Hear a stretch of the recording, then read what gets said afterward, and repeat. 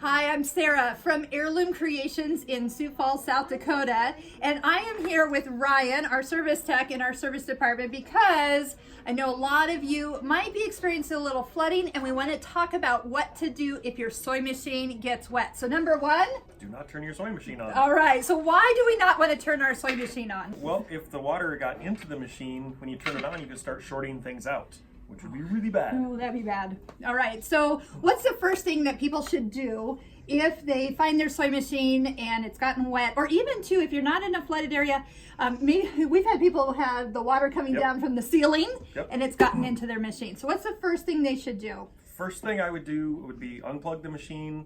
I'd take off the stitch plates and pull out the bobbin case and the hook. So kind of like if I was cleaning out my machine, just get that all opened up.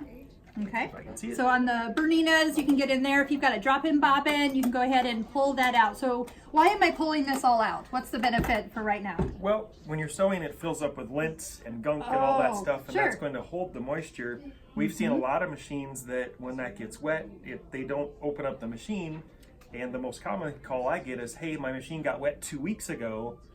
Well, if they haven't opened this up, that can rust out. That now costs a lot of money to fix that. So we definitely don't want them to leave the moisture in there. So I've gone ahead and I've taken things apart. What is the next thing I should be doing? The next thing I would do would probably be contact a local service tech somewhere near you. If it's not us, get a hold of somebody, get the machine to them so they can check it out. Yes, and what did we say at the beginning?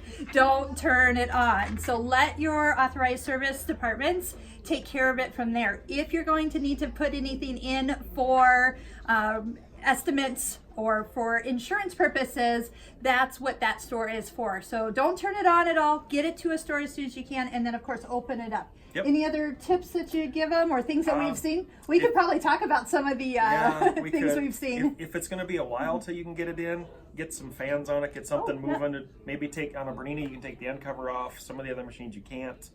Just try to get it tried out, but the sooner you can get it to us or somebody, the better. Sounds good. All right, so we hope that this never happens to you, but with all the flooding and melting going on this time of year and in our immediate areas, we hope that there are not too many sewing machines out there, but if they are, make sure you get them in to your local service center. So that's your public service announcement. Thank you, Ryan. Ryan's one of our full-time techs here. He's actually my brother-in-law, so for those of you who know me online, thank you so much, and keep on sewing and keep those machines nice and clean.